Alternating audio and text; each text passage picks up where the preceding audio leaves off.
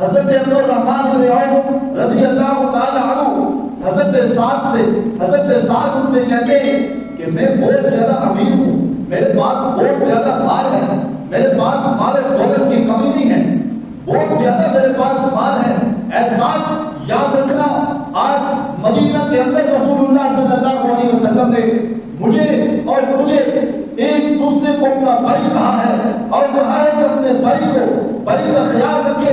اے سعد، اے عبدالرحمن بن عوف، میں تجھے گواہ بنا کر کہتا ہوں کہ میرا جتنا بھی مال ہے اس کا میں 2 حصوں میں تقسیم کرتا ہوں، ایک حصہ اتنا ہی تجھے دیتا ہوں کہ جو میں اپنے لیے رکھتا ہوں۔ ایسی کوئی مثال ملتی ہے؟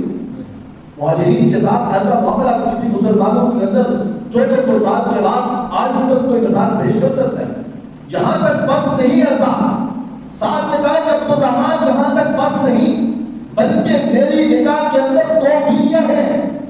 مجھے رسول اللہ نے کہا کہ اپنے بھائی کا خیال رکھنا، مجھے رسول اللہ نے کہا کہ اپنے مسلم بھائی کا خیال رکھنا، اس کے ہاتھوں میں ہاتھ دینا، اس کو ٹھکانہ دینا، اس کو پہننے کے لیے کپڑے دینا، اس کو رہنے کے لیے رہائش دینا۔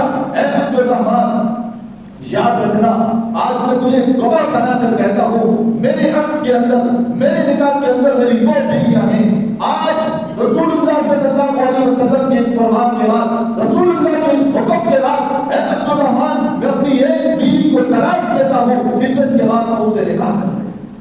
اور یہ ایک معاملہ نہیں، کئی انصاریوں نے اپنی ازواج میں سے کسی زوجہ کو، اپنی بیوی کو طلاق دی، عدت ختم ہونے کے بعد مہاجرین سے ان سے نکاح کروایا۔ ایسی کوئی مثال پیش کر سکتا ہے؟ ہرگز نہیں پیش کر سکتا۔ یہ رسول